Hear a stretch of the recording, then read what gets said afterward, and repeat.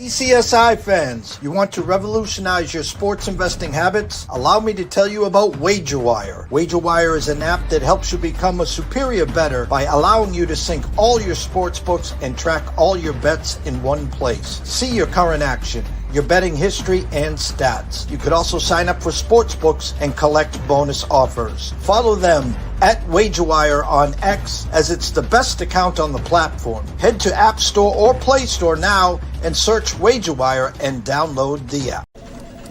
Jared, hey, we're gonna need you to tone it down with the Summer Friday thing, okay? What are you talking about? Well, for one, it's not summer anymore. Oh, really? Coconut.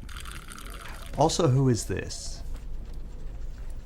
I'm the caddy. Oh, he's my intern. Sorry, intern. I'm his intern. Yeah, he's doing a great job. No golfing in the office, okay? Summer Fridays are over. You can keep the Hawaiian shirt, but the rest of this stuff, all right? Are you grilling? Oh, yeah. Did you want a burger or a hot dog? No, grilling in the office. It's a good point. We should take this outside. No, that don't. You put that right back down. Yo, it's all in the hips. Oh, dude, come on, we gotta go. Let's go.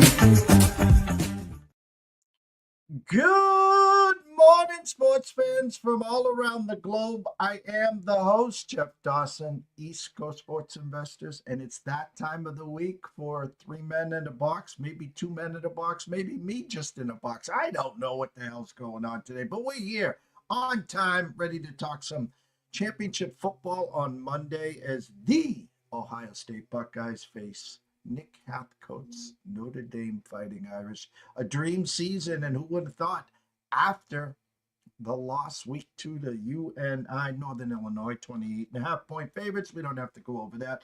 It's been a playoff run ever since that week, and not enough people talk about just how tough it was. And hats off to Marcus Freeman, Riley Leonard, Jeremiah Love, and the rest of that team. Brian Kelly, eat your heart out, and Lou Holtz, maybe, just maybe, we get that one for you. First and foremost, a shout out to our proud sponsor and partnerships. It's WagerWire. Head on over to Google Play, download that app. It is free. Travis, Zach, Guy, Amber, Holly, Jay Berry, Matt, myself, take good care of you, I promise. And to the boys, heading to Barcelona, safe trip. Send us lots of pictures. We want to see them.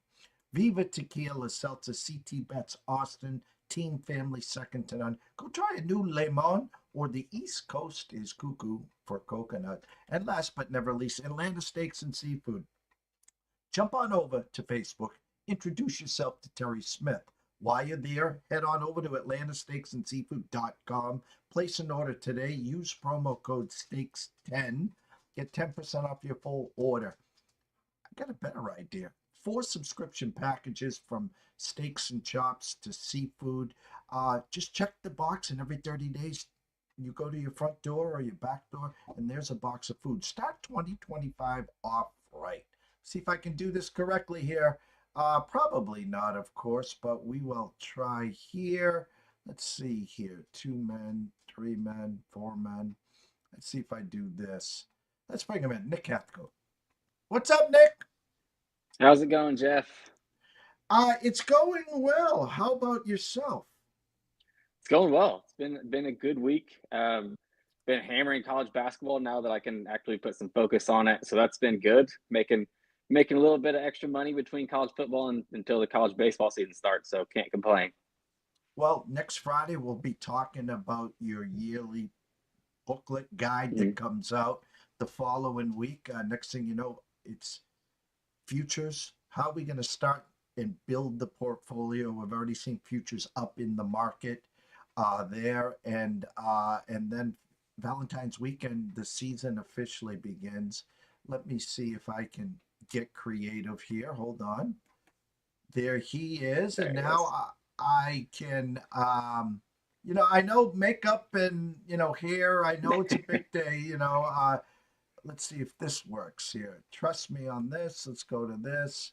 No, we got the names all messed up. See, hold on 1 second here.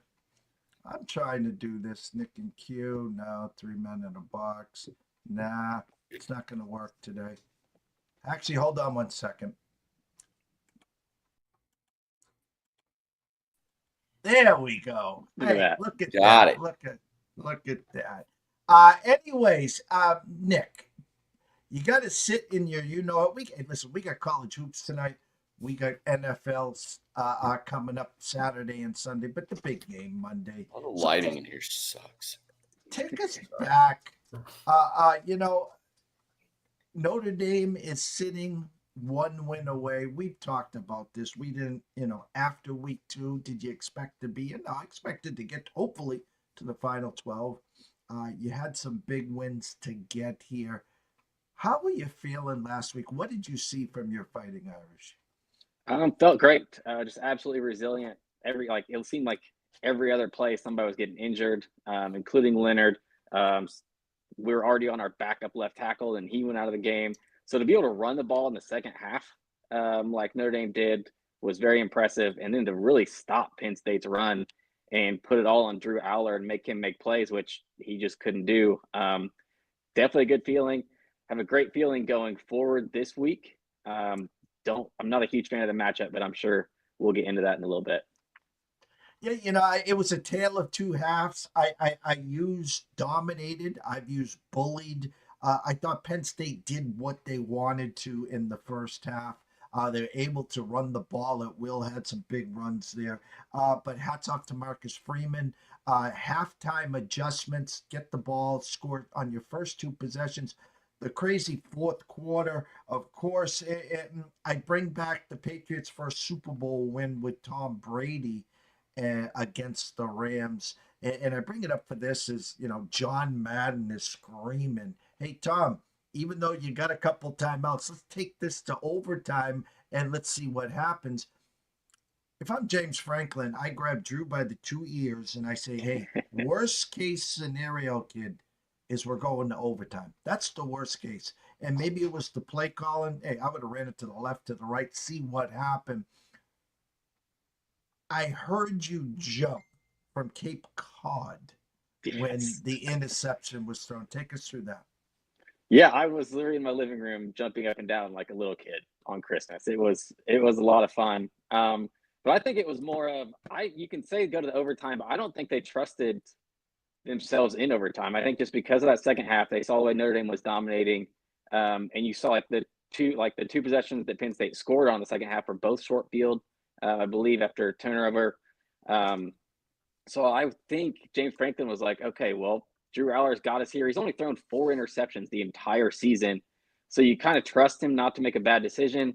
But I mean, I think the moment kind of got to him. He tried to make a play. His first read wasn't there at the tight end, and he tried to go backside. And honestly, it was if you look at it from that back view angle, that play by the corner was awesome. Where he was on the opposite side of him and was able to jump in front, make a diving catch. So it's not like that was just thrown up and given to him. But yeah, I think part of it was, like I said, James Franklin, I don't know how much he trusted his team in overtime with how Notre Dame outplayed them the last 30 minutes. Good morning, Mr. Grissom. Are we away this weekend? Are we away?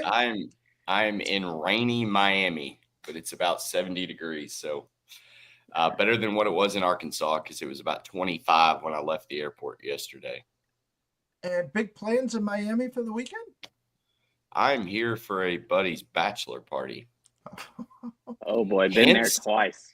Hence the distractions this morning. Okay, well, the show must go on, whether it's 4, 3, 2, or 1. And I also didn't know that we were live that whole time when I was walking around trying to get my lighting correct. So I apologize, everybody, if I just made you vomit from nausea. Quentin Mills on assignment, the inauguration on Monday. We knew this was coming. All is well there. Shout out to Q. As we said, baseball will be right around the corner. Thank you for your service, as always. Matt, take us back to the two games here. What did your eyes see from the two games? I think Ohio State is the best team in the country, and it's unfortunate. I hate it. I've said it numerous times that they're like the worst team to have to root for. But we get this whole Lou Holtz versus Ryan Day thing in the national championship, and Nick once again gets his favorite team in this sport into the national championship, just like Tennessee did. But I'm afraid that Notre Dame is going to be completely outmatched. They did have a really good game last week, and that was impressive. But you think back, what was it, 2 years ago that Notre Dame blew the lead against Ohio State? And I don't know if Notre Dame is there. This team is better than that team, but I think Ohio State's is significantly better than what it was. So I think we ended up with the two best teams in the country, though. You look at collegefootballinsiders.com, our power ratings. We've got Ohio State, I think, up -2.5 point favorite right now. The projections are about 4.5. Outside of maybe Ole Miss, I don't know who else can contend with Ohio State other than Ohio State or Notre Dame. I just hope that we get a good game, because a 9.5 point spread in a national championship is very TCU Oregon or TCU Georgia ish. Well, I'll have to say this. I've started every show and I was biting my tongue. I wasn't going to say it. Who was the biggest bonehead, or who made the biggest bonehead play? Was it the Drew Allard interception? Or I'm going to take it a step further. It was Sark first and goal from the 1 and the pitch play and losing that. Yeah, I mean, everyone said, why wasn't Archie in 4 quarterback sneaks with Archie? Paul Stone came on yesterday and said he was concussed. He wasn't going to be able to probably come back into the game. But I think Sark made a bigger bonehead play than Allard did. Yeah. I mean, I don't know. Sark is a good coach. You kind of expect James Franklin to put the 1, but that wasn't on James Franklin. That was all Drew Allard to throw that ball. So, I think you got to put it on the coach over the kid at this point. I'm looking at numbers, guys, and I'm a numbers guy, and team totals. I'm a team totals guy. Nick, you're a team totals guy. They're trying to do the old bait here, and what I'm saying this is Ohio State 27 and a hook juiced over -130. So all the Ohio State backers say, "Shit, I don't care if they cover the spread or not. Just get me the 28 or better. I only got to lay 30 cents. This is a walk in the park." And the Notre Dame side, 17.5. So they didn't give you 16.5. They didn't give you a flat 17. They gave you the 17.5. So all the Notre Dame haters, Ohio State defense, they're not going to be able to run the ball. So Riley Leonard all of a sudden is now going to become, Joe Montana here. No, there's no way in hell. So therefore, I got 0-17 with Notre Dame. Listen, guys, I was born at night, not last night, okay? And so my point very simply is Notre Dame doesn't want to roll the ball out and say first 1 to 30 wins this game. This could set up first 1 to 24 wins this game. Nick, am I crazy? No, you're not. And I think especially with the injuries, like I mentioned earlier, we were on backup left tackle, went out.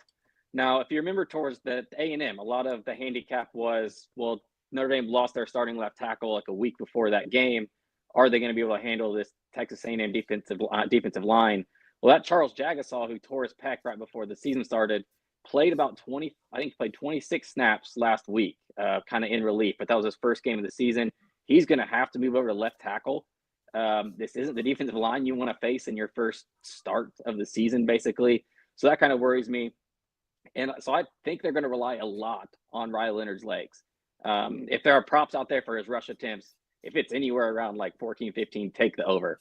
I think with him, I think with Love's kind of injured knee, I think they're going to have to run him a lot. But yes, you could tell like numbers. You're speaking of 17.5 juice to the under, and you have Ohio State 27.5 over.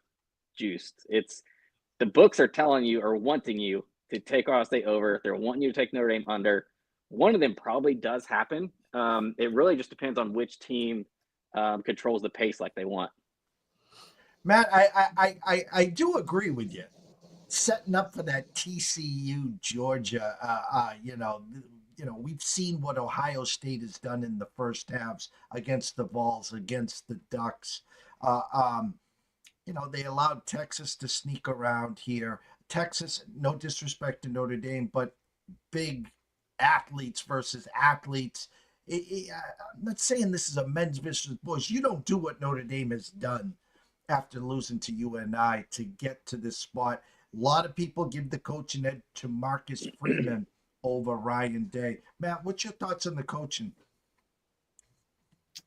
Yeah, I guess I would say Marcus Freeman is probably a better just situational play caller than Ryan Day. The problem is we've got a defensive battle first off. So I think the point total under for Notre Dame, the line at 8.5, 9.5, that's a lot. But on the flip side, it isn't, because you're trying to figure out what type of game is this going to be. Like you said earlier, if this is a race for 30, a race to 30 points, I think Notre Dame might as well not even get off the bus. We've seen Riley Leonard struggle, throw less than 100 passing yards a game in this college football playoff. You've got the number 1 defensive EPA in Ohio State. You've got the number 2 in Notre Dame, 14th in offense for Notre Dame, but number 1 also in Ohio State. So I can see this being very, very Oregon-ish, where Ohio State just jumps out before you know it. It's 21-0, and Notre Dame, I don't think, has the offense to be able to come back. So if it goes low like that, but it's high scoring, you're better off taking Notre Dame. If you think it's going to be low scoring, maybe like a 24-20 type game, I would be on the dog. But Marcus Freeman he's the better coach. But kind of like Mike Tyson said, everybody's got a plan until you get punched in the mouth. If Ohio State comes out and punches him in the mouth, Marcus Freeman's coaching advantage really ain't going to change that.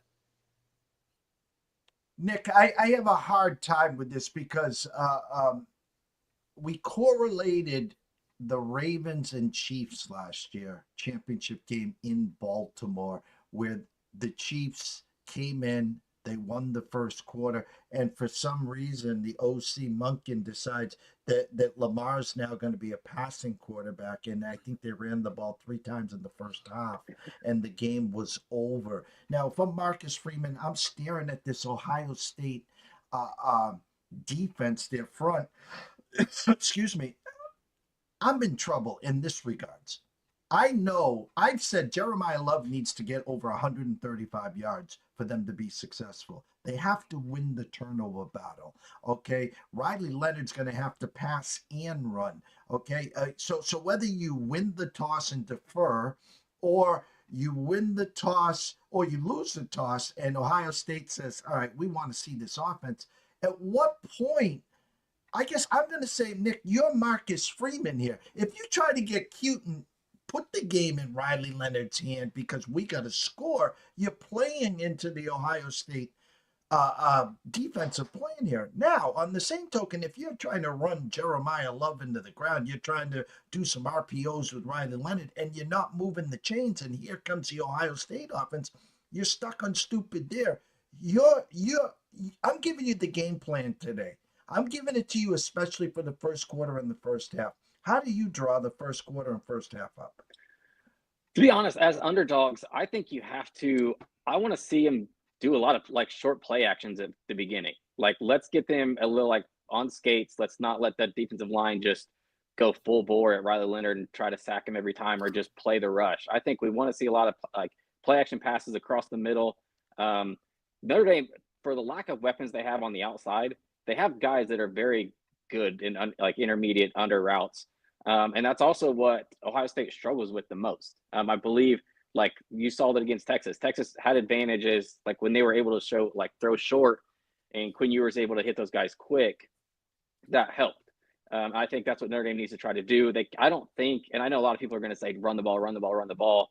But if you just do that over and over and over, and like Matt has said, if you let Ohio State jump out to a 10-0 lead quickly, that is not where Notre Dame wants to be. So I think you try to do what you can and kind of keep them on skates at the beginning with some little play action passes. Let Jeremiah Love eat. Like, if he's healthy, I don't know what that was in the second half. If it was just adrenaline rush, if he got, I don't want to say it, but you know what happens at halftime in some of the locker rooms. But yeah, he had a jolt. Let's hope he's healthy. At least I think 80% is what I heard from one of the insiders there. So there's going to be a lot of Jeremiah Love, obviously, but like I said, I want to see some play actions, short passes, move the chains like that, and then hopefully that opens up the run game a little bit more. Before we get into some sides and thoughts and props and all like that, it wouldn't be a show without asking Matt, what's the temperature? I gotta say that people are unhappy with Coach Cal and the Razorbacks basketball. I have to bring it up because I'm outside looking in. Golly, I'm not there. We could talk about Miami Hurricanes. Carson Beck transfers to be up with his girlfriend at I the just U. have to ask you. Cal is he is stuck with a very challenging scenario where he's always really been a one and done coach anyways, but he's getting 4, 5, 6 McDonald's All-Americans. I don't think you're going to be able to pull that in Arkansas, and he while he has talent, he doesn't. Like, they missed on John L. Davis from FAU. They paid him $1 million, and he has just been absolutely terrible. He's supposed to be the best scorer on the game or on the team, and he's not averaging more than, I think, like 6 points a game. At Boogie Fland, he was the big 5-star recruit, the freshman, the guy that Cal is used to playing, and he's the star of our team. But a true freshman point guard being the star of your team is not going to take you very far. So down the stretch where we may be up 5, 10 points, that goes away because you've got a bunch of pieces that can't play together. They're all individually talented, but once you get them all together, they cannot figure out how to win because it's look at me. No, look at me. I'll carry the team. Y'all suck. No, I'll carry the team. And then you got John L. Davis sitting over there counting his $1 million. You know, you picked a wrong year. The SEC is just so deep. Yeah. Seriously. Look at that. Yeah, at the other side of the coin. Let's see. Florida, I don't think they were expected to be very good. They're dominating everybody except for maybe the other night. Tennessee, I think they were expected to be good, really good.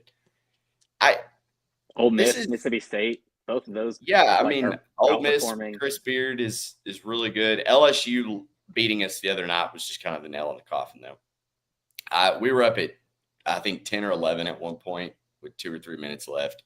How we give that game away and lose by 4, I don't know. It's going to get a lot worse for Cal before it gets better, and that's a problem. Hey, Nick, it was funny because, it's once you start talking a team up, there goes another team. And my point is, we're not, Q would have been perfect today for this. The Florida Gators beating Tennessee by 30, another great win. And, here comes Missouri to the swamp this week. It says, hold my beer here. And it just seems like it's one team after another. I have guys coming on that says, Tyler Wyatt coming on saying SEC could get 10, 11, 12 teams in the dance this year, Nick. Yeah, it does seem like they're about to set the record. And people are going to hate it, but it's the right thing. If the goal in the tournament is to get the best teams in, plus like the conference champs from all like the group of 5 schools, then SEC right now is dominating everybody. Especially you look at the beginning of the season when there's so many out of conference games. You look at those they call them preseason tournaments, but at the beginning of the season tournaments, SEC basically ran through those. So I think, it's going to be a record, but I think it's correct.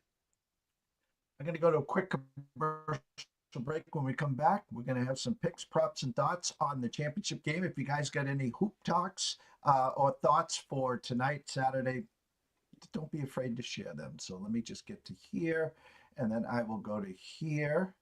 We'll be right back.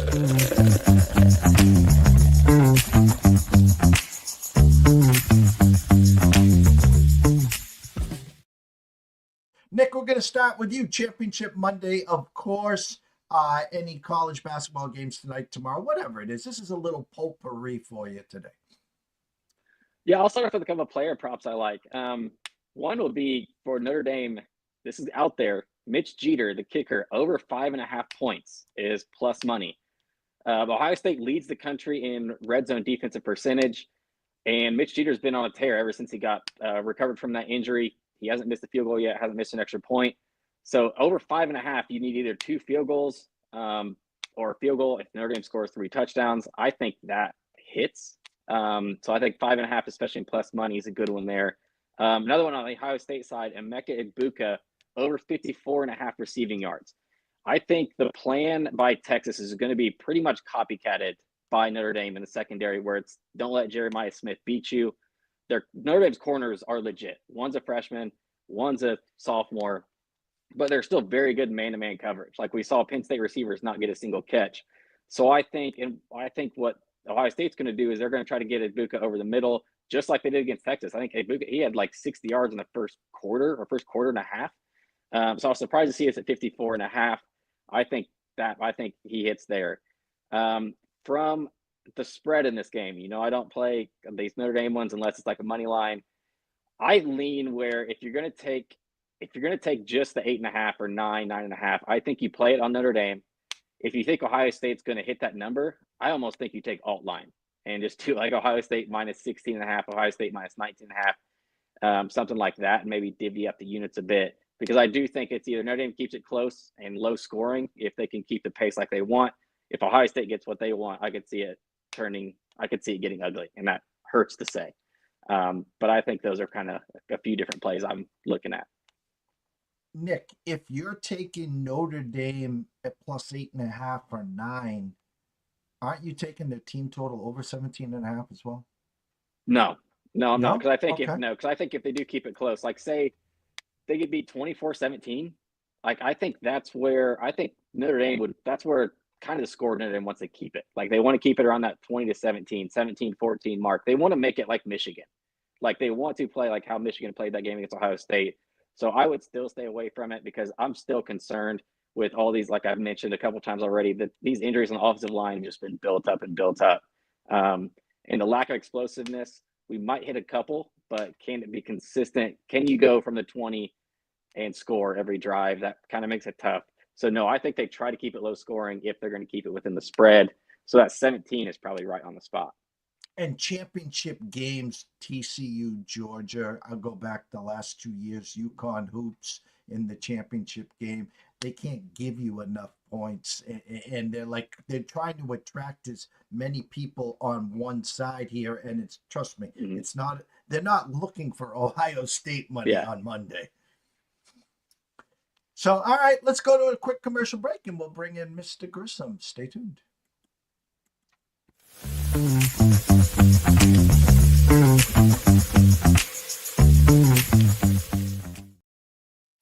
Well, I think there's probably no surprise. I have first quarter under 10. I thought that it may go down to 9.5. I don't see how Notre Dame is going to be able to score. Their team total touchdowns is set at 2.5. Juiced minus 182 to the under on that. And I just think Ohio State, for the last 3 weeks, they've been playing head and shoulders above everybody else. And this is a very much prove it game. I knew we've talked about Texas had flaws, Georgia had flaws. Oregon, they were the best team throughout the regular season. They had flaws. Ohio State is absolutely dominating over the last 3 weeks. And I want Nick to be able to enjoy this. I still feel like it's going to be a blowout.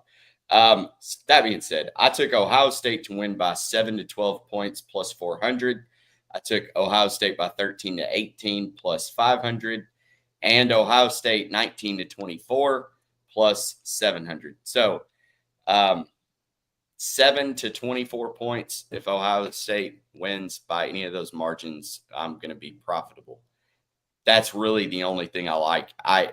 Maybe Ohio State -5, 5.5 for the first half if they do come out.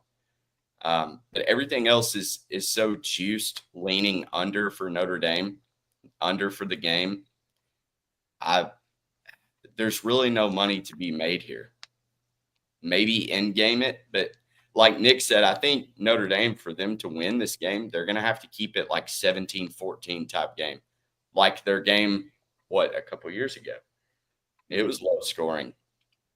And I just don't think this Ohio State offense is going to be able to keep it low scoring. I think they're too flashy.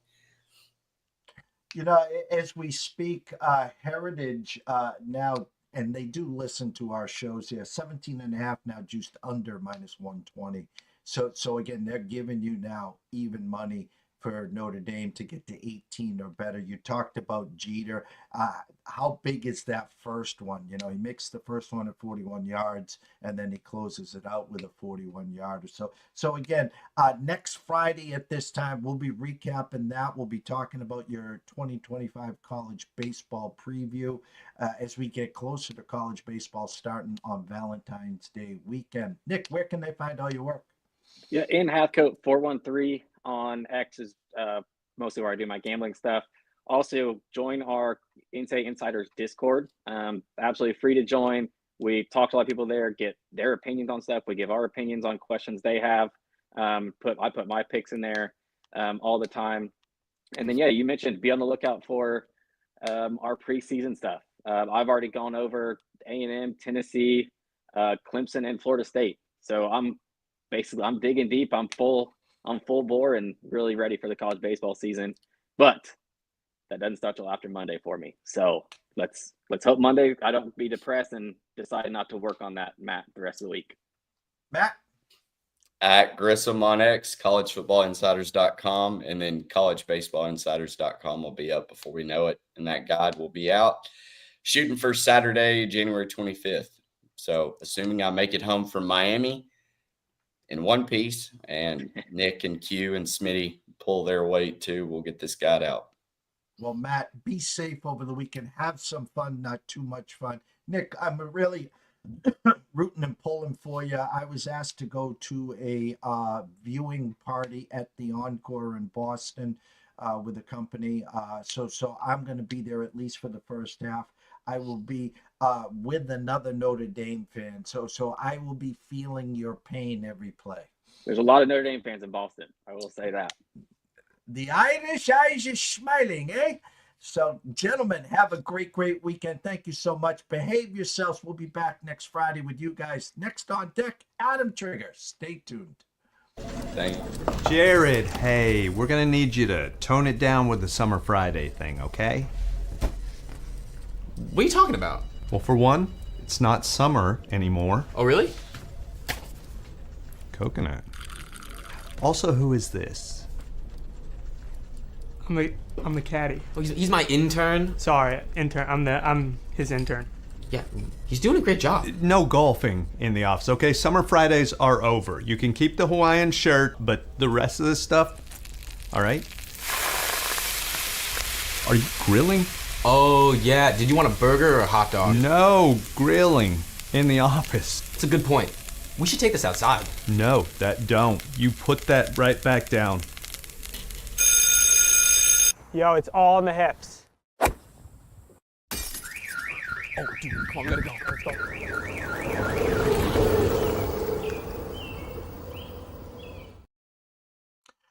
Well, another week of college hoops, 2 games to break down as well. Let's bring him in, Mr. Adam Trigger. What's up, Hey Adam? Jeff, what's going on? Not much. I'm hoping you can hear me okay. I thought I was having internet issues, but it looks like we're here. So yeah, on the road here right now. Hi. You know, I watch, I listen, I watch a lot of games. I'm a numbers guy, as you know. I'm following some people on social media, and they're talking about scoring down. we need some luck on in our lanes, whether it's a side, it's a total first half play, however it is. I'm a team total guy for the most part. This week, I vomited in my mouth early in the week. We had the under in the Auburn game, and then there was, like 15 points scored in the last minute and a half there. But it gets better.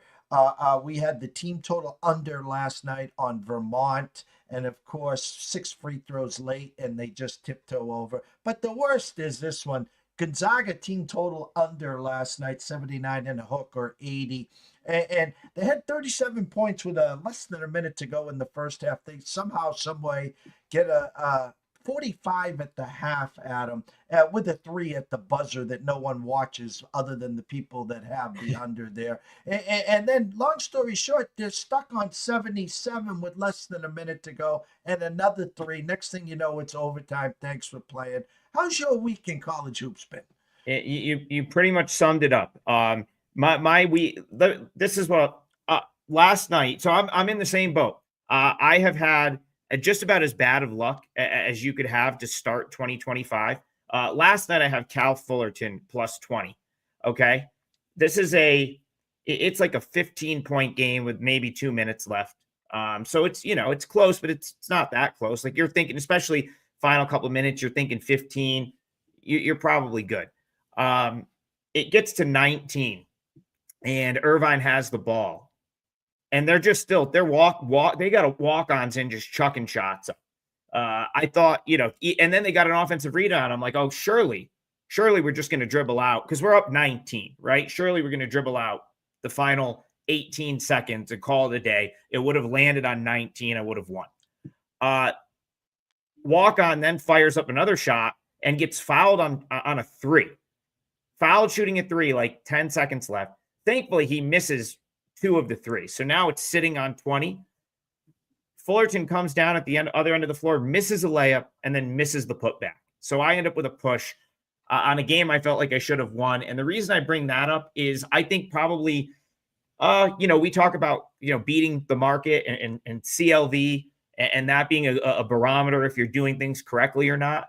Jeff, I think I've beat a move by 2 or more points on 6 occasions in the last week. I think I'm 1-5 in those games. So I don't know, but I'm kind of in the same boat with you. I need the luck to change because I keep ending up on the wrong side of this stuff. And but there's a lot of season left, so we just got to keep the head down, try to find winners, and hope some of these tip backs start falling our way. I'll give you the cherry on top this week. I was saving the best for last. South Carolina team total over 66 at Vanderbilt. 63-63. Vanderbilt takes a shot with less than 4 seconds left, clanks it, and tips it in at the buzzer so it doesn't go to overtime. And that's just how the week has been, Adam. Yeah. Yeah. No, and it's not even this. I just feel like doing this long enough. Like for me, like, it's clear that there are stretches like when you're running good, like you just know, it's a 20-point game. No problem. Guy from Fullerton's going to come down, lay that in, and we're going home with a winner. Like you're good. When it's not running good, like you're waiting for something to happen. You're waiting for like the East Carolina, North Texas game earlier this week for a guy to just fling a half court shot up with less than a second left to hit the over. Like, that's the type of stuff that you're waiting for when you're not running good, and just got to battle through it, try to because it does come back around at some point. The luck does even out. I know we think it doesn't, but it will. We had on the NCAA Insiders SEC country. I bring on Paul Stone. I bring on Tyler Wyatt Betts, another SEC country. Tyler talked about they could make history. There could be as many as 12 teams making the dance in the SEC here. We're hyping up Florida after beating Tennessee by 30. In comes Missouri. Next man up wins in the swamp. I know you focus on the small, up north, up in New York and stuff. I know college basketball inside and out. I can't remember. It used to be the ACC, or we'd be talking about the Big East, how long and strong they are. This SEC from top to bottom is long this year, Adam. Yeah, the league is incredible. I was I do the college basketball show on Wager Talk on Tuesdays. I actually do it plenty of days during the week, but Tuesday is a day that I'm always on the schedule. And so I've been getting to break down these big time SEC matchups because we try to break down like the big feature games. And that's kind of what I get there every week. And I was like, how do we pick a feature game here? Like we've got three games where there's top 20 teams playing against each other. We almost have to, do a try feature or there was a couple weeks ago. I mean, you had like 5 legit games in the SEC all tipping off at the same time. So it's the sad part is for like college basketball fan, I hate the scheduling. Like I wish we were able to spread those out a little bit more. I know ESPN, I know it's not their fault. It's the TV deals, right? Like ESPN wants all of those games being played on the same day at the same time. So they can say, okay, we want to put this one here at 7. We want to put this one here. But man, it would be nice to get more games on a night like tonight. So you and I don't have to BS about nonsense for 15 minutes because, there's only 10 games. More games on a day like Monday. That's my biggest pet peeve. Jeff, we've got 10 games tonight. We've got 147 games tomorrow and then barely anything on Sunday. Someone needs to make that make sense for me. I don't understand how that's doing anyone justice when, more games in more spots seems to be better for everyone. Like, I just don't understand why all of these games are on the same day, same time, and they're not spread out more like they used to be. I'm a creature of a habit. I'm the old school guy. I used to remember and love Big Monday, the Big East featured on ESPN. Again, I was a late night Thursday night guy on the Pac-12 with Bill Walton. And Sure. times have changed, obviously, with streaming and stuff. Before we get to your 2 games to break down, I have to ask, life without Liam McNeely and the Yukon Huskies. I think we might have 2 more weeks without Liam here. What are your eyes seeing with the Huskies and the Big East? Like I said, kind of all year with Yukon, they were always going to be overvalued. I feel like you and I talked about they would run into some adversity at some point this season. The great thing is they've got Dan Hurley and his staff, arguably the best coach of the best staff in college basketball. If they're not the best, they're one of the best. If anyone, I think when we were on the show last week, we kind of made parallels to that team 2 years ago, the Yukon team, where they started, I think they had 6 or 7 losses in Big East play. And they really didn't start to put it all together until like early to mid-February. So, I mean, I don't think I've bet. I'm trying to think. Like I haven't had much involvement with UConn because I missed. Unfortunately, I missed the run in Maui, right? And like the Maui, the 3 losses in Maui kind of like devalued them to the point where it's like, oh, so now do we really want to bet against them? Like they're still a really good team. That's kind of where I'm at. I guess fade UConn at your own peril. Because the second it looks like that they're a team that you want to play against, they're probably going to come out and put some of their best efforts together. So, but from a long-term standpoint, I never thought they were a national title contender this year. But the absolute best thing, if you like UConn, if you want to be a UConn backer in February and March, pray that everyone else counts them out. Because that's like that's the best thing that could happen for you. If you want to back a Dan Hurley coach team, is pray that everyone else counts them out because they play their best when that's the case. Who is the beast of the East right now in your eyes? The beast of the East. Well, I mean, Duke certainly looks like they could take that. The ACC is god awful, just a terrible league this year. But you have to still give the teams at the top their due. Duke's having a fantastic season. They look awesome. They look like they're going to absolutely run away with the Big East. A team like Louisville under Pat Kelsey starting to play well. So there are some good teams in the league, but the league as a whole is just atrocious. The bottom half of that league is dreadful.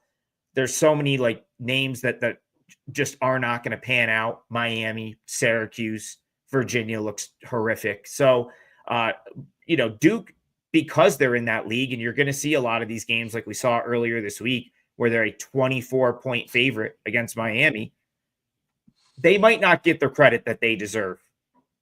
Just because they're not racking up the wins over the ranked opponent after ranked opponent, like some of these other teams from, let's say, like the Big 12 or the SEC.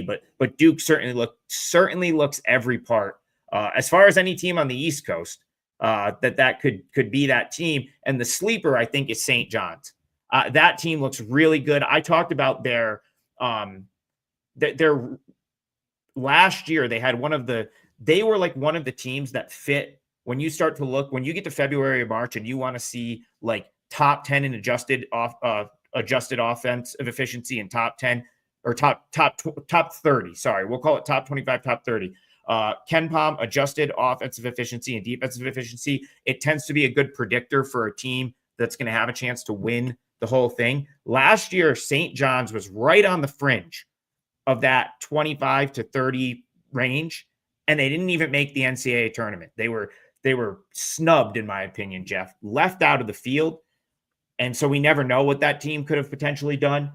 They look like they're getting better. They look special. That might be the team on the East Coast that could be the beast kind of coming out of nowhere when March comes around. Once conference championships, once March Madness, once we have Selection Sunday in the brackets, there's always these themes, these Cinderellas, and, Cooper Flag Player of the Year. We expect Duke, obviously, to get through that first weekend. They'll be positioned perfectly where they'll have a nice soft run to get to the second weekend. I think they have all the makings of a Final Four team. Yeah. As the question that we might have, and we'll be circling back throughout February and March, is the actual competition that they face to get to the dance. Yeah. I mean, it's a point that has to be made, especially with, and I'd have to pull Duke's schedule up, but you got everyone in the ACC playing an unbalanced schedule now, so there's going to be teams that have it really easy. If you end up drawing like a schedule that's heavily filled with these like bottom 8 or 9 teams in the ACC, it's going to be like, it's going to be like ACC football, Jeff, where SMU beat up on the bottom half of the league, which in football wasn't very good. And then they went to Penn State and got destroyed and run out of the stadium in a game they never should have been in. So who knows? It could work like that. I think Duke's the real deal, though. I think Cooper Flag is the real deal. I think if you go back to last year, John Shire and everyone on that Duke staff would love to have that NC State Elite 8 game back, because the game plan was just so bad for the team that they were up against. And I think that if they played that game 9 more times, Duke probably wins every time. So yeah, maybe you're going to have a hungry Duke team to try to avenge that from last year, not getting to the Final Four. I like that. If that's something we can, I don't know what the odds are on that right now, probably close to even money, I would imagine. But Duke to get to the Final Four, I think, is a really good bet. Like I'd be shocked if they're bounced before then. I agree with you. 2 games you want to break down. Let's start in the Big Ten. Indiana, Ohio State tonight. I want to bring up what Mr. KenPom has here. Ohio State 77-70 victory per KenPom.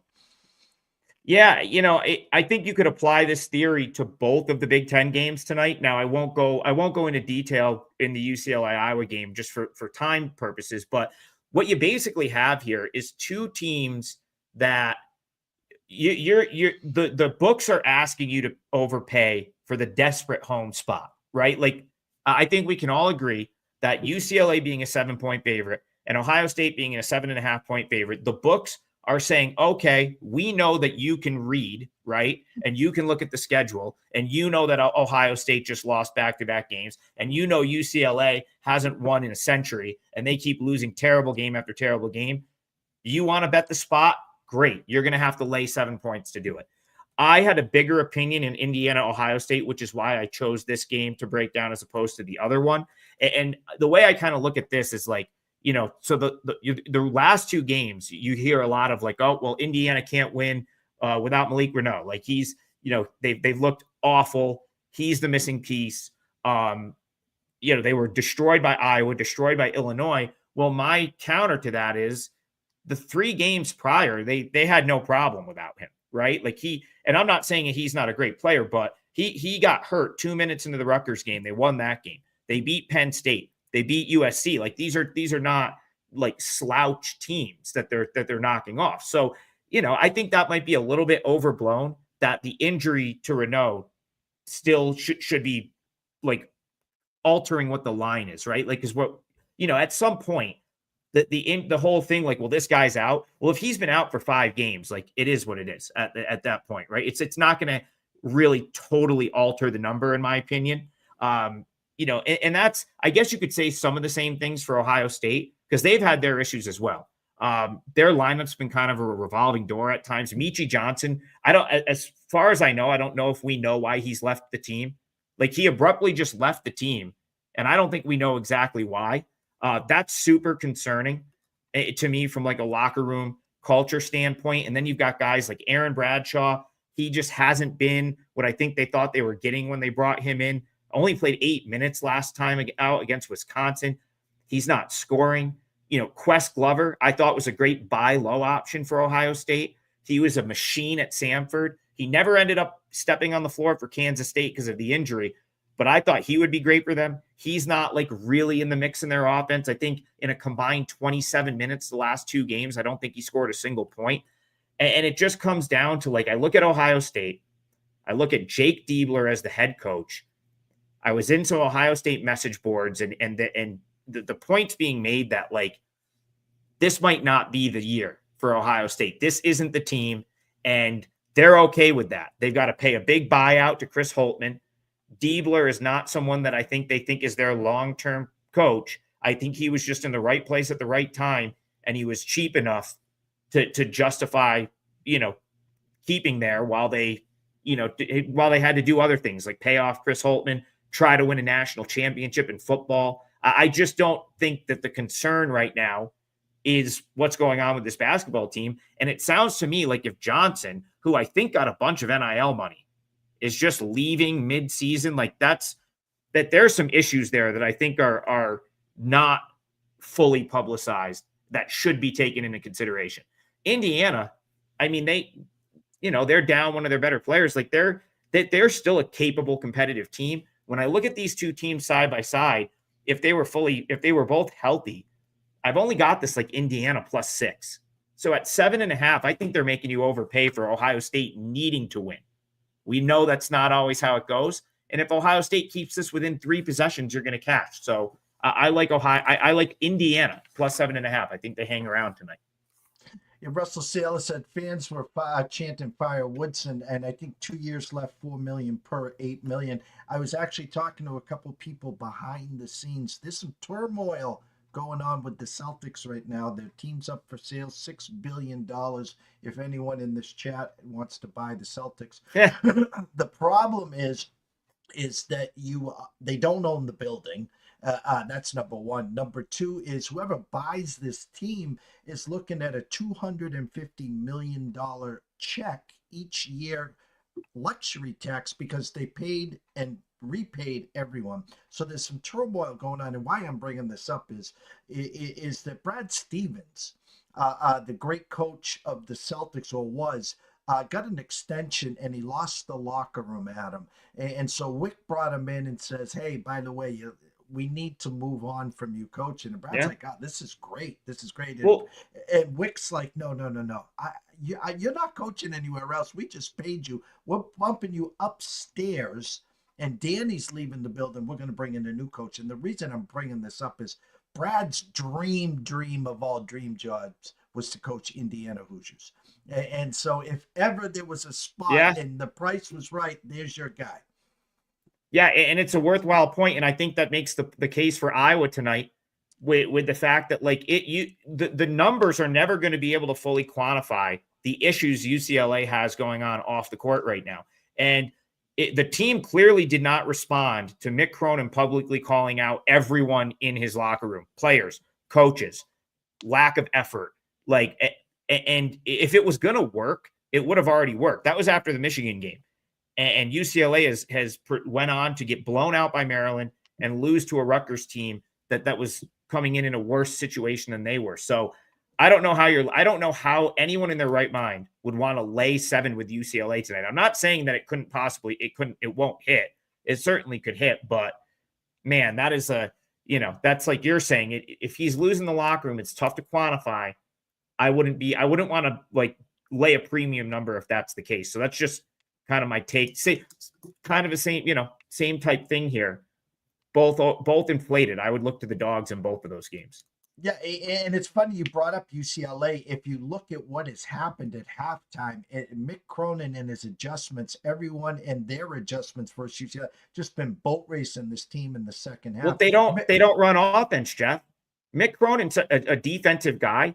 They don't run any offense. UCLA they're so stagnant on offense and so reliant on like Daly. And there's 2 guys that do anything. And if they don't get like the easy buckets in transition where it's like steal turns into fast break, turns into a point, they do not run any offense. And you could look at Iowa and say, well, Iowa's poor defensively, so maybe this is the night that UCLA's offense gets going. And that's true. But Iowa's also metrics have them rating out in the top 10 nationally in offensive efficiency and offense. So Iowa can score points. So that's my thing where it's like, and if you go back to the Michigan game, the real reason Cronin was so pissed was just the lack of effort. I think Michigan shot like 60-something% in that game. They did. And so if I was going to be able to score points, it's going to be really difficult, in my opinion, for UCLA to just pull away and win by 10, 12. But still, the spot says it's the home run spot. Can't possibly lose another one. But man, I'm not going to be laying 7 there. Well, and Mick finally goes, what else can he say is, the Big Ten's a lot more physical than we thought. And you think of the Pac-12, I always say the surfboards guys, they'll throw the ball out, first one to 85 wins. So that's going to be interesting there. The other game you wanted to break down, Boise State at the Pit at New Mexico. Ken Palm's got New Mexico 78-76, Adam. Well, I'll be there for this game. So I am so I'm only about 4 hours away from there right now. And we're going to drive down to the Pit. They were awesome to me. They got me I didn't know if they were going to give me the media pass. They did, which is pretty much all these schools have been really cool, giving me credentials and stuff like that. So I can get really good pictures, and obviously a lot more cost effective when you have a media pass, you can go for free. But yeah, I've got a spot down there on the baseline. It's like a bucket list trip for me, to go to the Pit. I've always wanted to go to a game there, but I have to be honest. I played Boise +4 at the second it hit 4 at like most places. I grabbed Boise +4. And I think this is the argument that is just, it's a larger argument than just these couple games, but we're in a position where like the books are now adding, in some instances, 5-6 points for home court. Okay. Like if Jeff, you remember, go back 15, 20 years, right? It was like bookmakers, what'd they put 3 points for home court? And they basically just treated everything the same. And so you could get a really nice edge when you knew someplace had a really good home court edge. That's not how it works anymore. They're rating different buildings like more accurately. And at some point, like a lot of these Mountain West venues, they just it's like an arbitrary 6 points for home court. And at what point does that get to be too many, right? Because my numbers say New Mexico on a neutral here is +3, right? So New Mexico would be a 3-point dog on a neutral. I've got it like +2, +3, somewhere in that range. So if my numbers say that, then is the Pit, I'm going to find out firsthand and I'll report back. Is the Pit worth 6.5 points for home court, 7 points for home court? My gut says no, it's not. Like I know a lot of these spots will end up hitting, like with some of like the big home favorite in these Mountain West games, but I also think you have to look at the opponent. It's not just it's more of a complete handicap. The opponent in this case is Boise State. I think they match up good enough with New Mexico where this is going to be a really good game. So a couple things. One, Boise State, they run better offense. They get better shots. So that's important because, in New Mexico, they play, I think Ken Palm's got them up in the top 5 pace adjusted tempo. I know Evan Maya has them 2 for tempo. So like New Mexico is going to play fast as they can. They're going to get some shot volume on you because they don't always take the best shots, but they're going to get more shots up. Boise State takes better shots than them, and Boise State's tempo is out around 250 nationally. So that's definitely on the slower side. So I think Boise State, and also the fact that they play New Mexico so often, they're going to be well equipped for what New Mexico wants to do. And I think if Boise can get the better shots, can slow this down, one of the things, just playing fast does not make you like a great offensive team. There's other things to playing fast. New Mexico turns it over 11.4 times per game. That's concerning. Boise State, they're not a slouch defensively. They're still top 70 nationally on the defensive end. If they can force some turnovers, I think that they're probably in position to win this game. So under those circumstances, why would I not take the 4? Yeah, could it snowball at the end and a couple threes and all of a sudden you're down 6-7, the place is going nuts? Yeah, that could happen. But I still think from a number standpoint, Boise +4 made a lot of sense. And that's the way I played that one. Well, I'm super stoked you're at the pit. You're absolutely going to love that. I have some good friends and colleagues that are locals there. And the atmosphere, a Friday night at the pit, the place is going to be rocking. Enjoy yourself. Make sure you send lots of pictures on social media, as you always do. Everyone knows where to follow you on X at Adam Trigger WT. But as we always wrap up this segment, Adam, tell them what you have at Wager Talk. Yeah, so Wager Talk, we've got a good special this weekend. We always have a special on 3-day all access, which is every play for a handicapper for 3 days. This weekend, we're throwing in the free day, so it's 4 for the price of 3. That'll get you all my plays this weekend. Which, listen, I think it's a great time to buy because I didn't have a great week up to this point. So I'm hoping I saved all the winners for the weekend. And you know what? If you need a day to figure that out, Boise State is one of my client plays for today. I took +4. I still like it at 3.5. I think it probably goes back to 3. I had that number. I made the number closer to 2. So I think there's value in 3.5 still as well. But yeah, all of my plays at Wager Talk. And that's going to cover NFL playoffs for this weekend. So we'll have a bunch of stuff. Hopefully we have a better weekend than that's come up to this point. But again, Jeff, it's been a tip in here, a tip in there away, a missed. I got to be honest. I know I'm running long here, but I think I've had the 3 at the buzzer to cover 8 times this year. And I think I'm like 1 for 7. Mm-hmm. But I think it's like 3-1 against me. So that'll flip a season. That's how the margins are so small.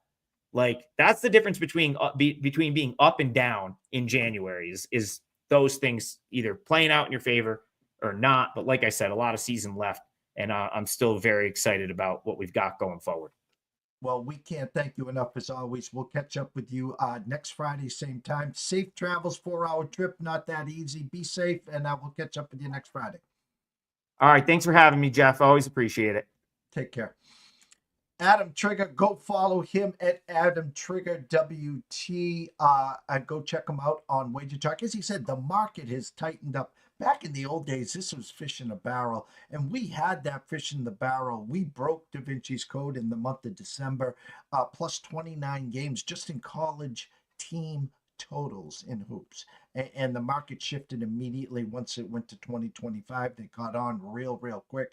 The margins are so tight right now. And again, a tip ball, a buzzer beater, a missed free throw, a made free throw, and that's the difference between winning and losing. So quick commercial break and we'll wrap it up. Stay tuned.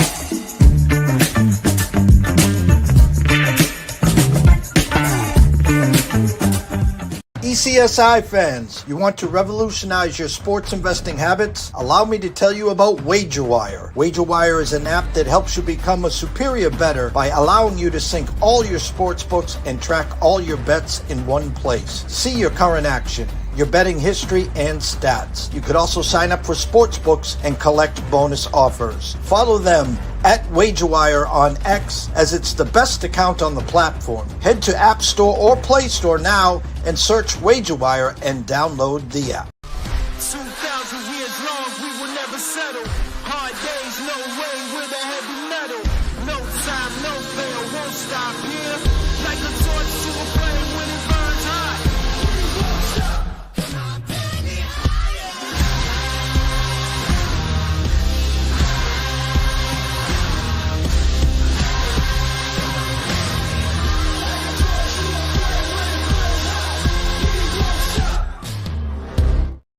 Oh, it's Friday, and I screwed that up as always. Let me see if I can fix this now. Nope. Bear with me, guys. I'm wearing 25 hats here, and sometimes it gets to be a little noxious here. Give me 1 second. Bear with me so we can wrap this up here. Let's see here. Let's go here. How about that? Great show to start the weekend off. The NCAA Insiders, 3 men in a box. Quentin Mills on assignment, and of course Adam Trigger, live from New Mexico on his way to the pit. New Mexico versus Boise State. He brought up some great points. And guys, I'm just gonna add to that here as we wrap up today's segment. And yeah, we're working a little overtime here. If you think anyone in our lanes is a scratch ticket, in other words, oh geez, I'm going to win millions. It doesn't work that way. The best of the best, if you're winning 52.3%, you're breaking even. If you are in the 52 to 54%, you're making money and you're considered sharp. Anything over 54%, you're considered to be making what we call this bankroll. And the start of our 10th year here, 10 years of public service, we're in the 56% tile, 56.3% to be exact here. And so my point is, when you have such a massive December, the first couple of weeks here of January, I'll be honest, have sucked. Win 2, lose 3. Lose 3, win 4. And it's just, I talk about gaining traction, keeping you off that roller coaster. Yeah, it's great to win 11 units 1 week. Well, it sucks coming back, and if you lost 7, 8, or 9 units. So my point is, anyone that jumped in this week, we're having that struggle here. The tip ball, the non-overtime, the 4 free throws in the last 10 seconds, yada, yada, yada. And everyone wants to say, well, Jeff, did you win or did you lose? And I'm trying to explain to you, it's part of the business. So if you can't handle that, don't subscribe. Get out. Because if you're not a part of the marathon approach, and you can't, it was said earlier here, and I'll say this: if you're throwing remotes, if you're breaking TVs, if you're living off of every missed extra point, every pick six, every 3-pointer at the buzzer, that usually means you're over your skis. So, if you think you're a $50 player when you're truly a $25 player, you need to take a step back. Okay, because we're January 17th here. We haven't even got to the finals in football, the Super Bowl. Oh, and then conference championship.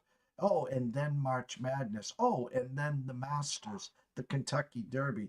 Oh, NBA, NHL playoffs. So you want to be a part of this. You don't want to blow your bankroll in the first couple of weeks. It's called money management. And we're the 1% of the 1%, guys. There's not many people that have been out here for 10 full years. 4 years before PASPA was even passed. So if you got DraftKings, FanDuel, same game parlays on the brain, we're not for you. That if you're an action junkie and you need to be playing every game that's on TV, we're not for you. If you want to be a part of something special, then we are for you. So myself and Riley are going to try to get in the closing bell. Got a big appointment at 1 o'clock with the Massachusetts Pirates, the Massachusetts Arena Football League. team CEO and founder of that. And then me and Riley are going to jump on board. Shout out to our sponsors, WagerWire, Atlanta Steaks and Seafood, Viva Tequila Seltzer. If you're looking for a team that will take good care of your business, whether it's small, family, mom and pop, or it's a national brand, send us an email to eastcoastsportsinvestors@gmail.com or head on over to Twitter at EC Sports Invest and send us a DM. From Mr. Saylor to Mr. Hewlin to Sean Alvarez, who will be here either Thursday or Friday to talk the Pegasus next weekend. Big race out west there. So for myself, Jeff Dawson at EC Sports Invest, from everyone else watching and listening, have a blessed day, a good afternoon, and we will see you soon.